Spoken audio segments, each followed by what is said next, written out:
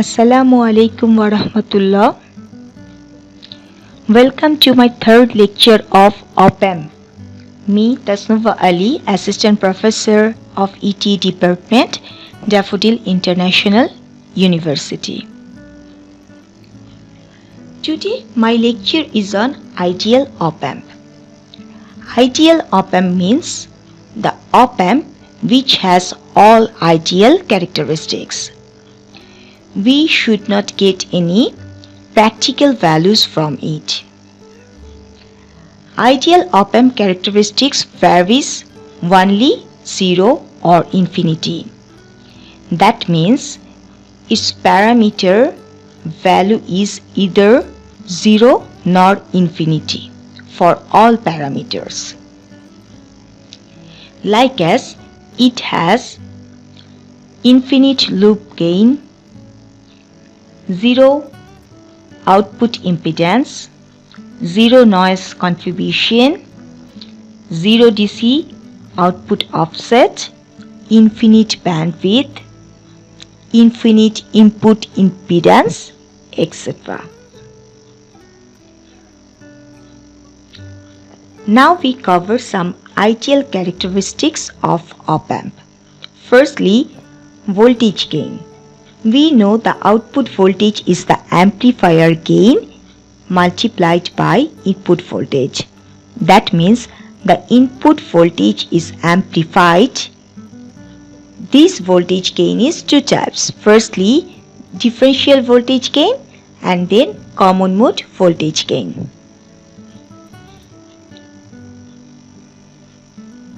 So the differential voltage gain is the voltage that we apply between inverting and non-inverting terminals and get the difference of the input voltage with amplification as a output.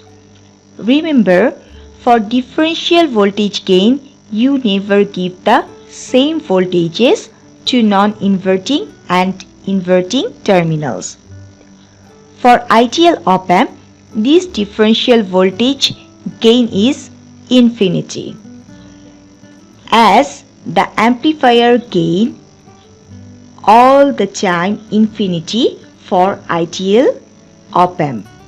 But practically, we see that if we give any voltage as input, then this input is amplified with a constant gain. Here that gain is 5 for this amplifier. Thus, for a practical OPAMP, the gain is fixed. If gain is fixed, then the output voltage varies only for input.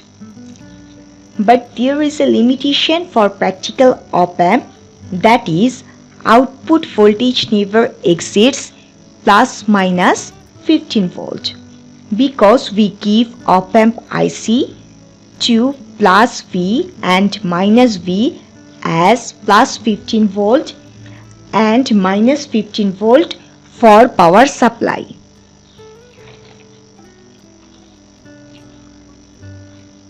So if we take large input, then the output should be more and then exceeds plus minus 15 volt.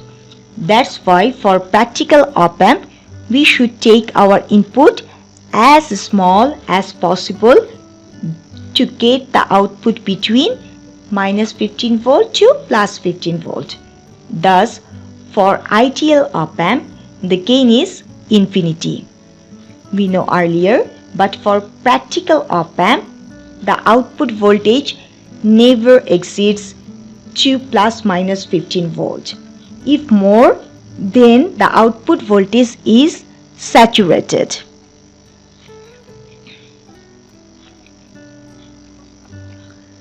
Now move to common mode voltage gain. Common means same voltage will be applied for both inverting and non-inverting terminals. The voltage difference for common mode is 0. then this 0 will be multiplied by the amplifier gain, but ultimate we will get 0. Thus for ideal op-amp, this common mode voltage gain is 0, but practically we get some voltages not exactly 0.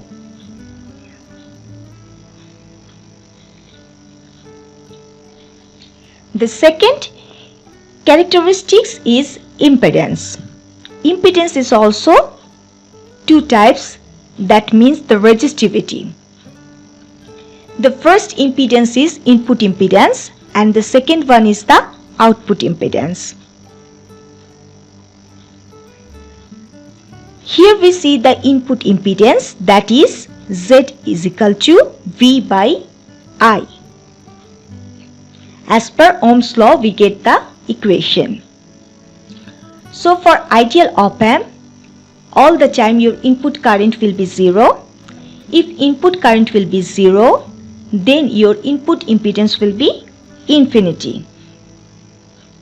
So for ideal op-amp, your input impedance will be all the time infinity. That's why for high grade op-amps, the input impedance is in tera ohm range, but some low grade op-amps, this will be kilo ohm range and the currents will be milliampere range.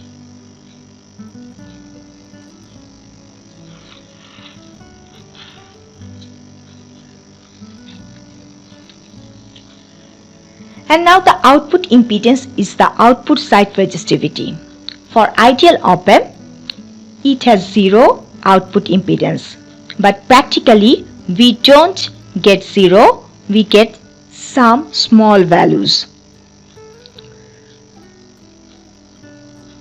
This is the figure that explains why we take input impedance high or infinity and output impedance too low or 0.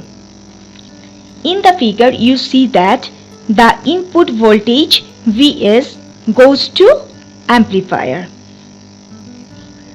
We know all the source has an internal resistance.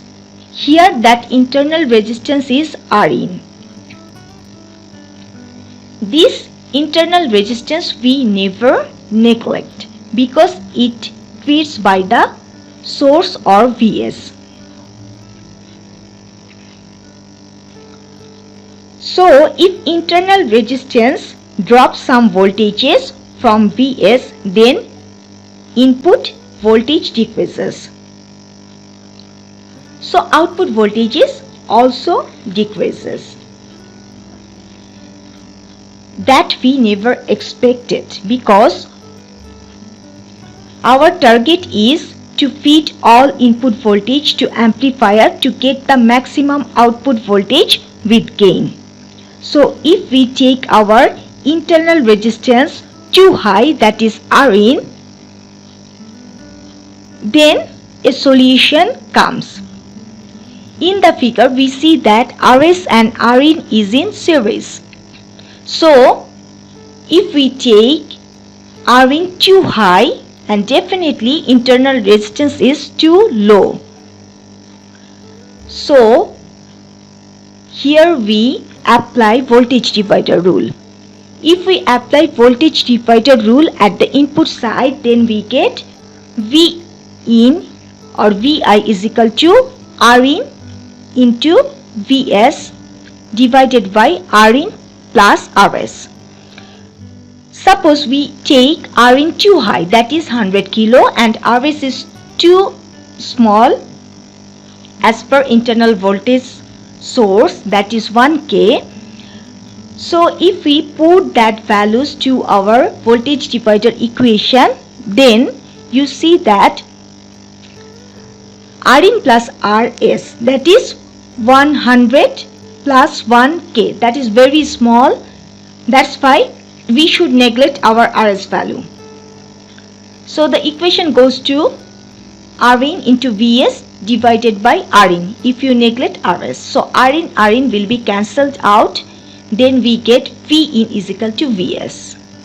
That means our 100% Vs goes to amplifier for amplification. That's why if we take too high input resistance, then automatically Rs will be cancelled out, and again Rin will be cancelled out. Then we get the same voltage at output after amplification.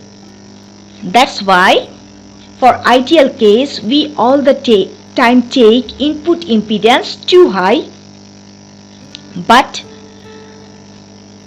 Rs is too low compared to input impedance, and then we get the maximum gain from that amplifier. In ideal case, that input impedance is infinity. Again I repeat, for ideal op-amp Rin is infinity, but practical case it is not infinity. We never take infinity, we will take too high value compared to Rs. And now move to output impedance. Why we take it 0? Because at output we all the time want the highest drop at output side or at RL. So if output impedance is 0 or R0 is 0, then we will get the 100% drop at RL, which is also V out. That's why we should take R out or output impedance 0 or as low as possible to get the maximum drop at RL, to get the maximum output voltage at the output terminal. This is the reason, that's why we take input impedance too high or infinity and output impedance too low or ideally equal to 0. Thank you for your patience. If you have any question, just drop a message on Moodle forum. Thank you again.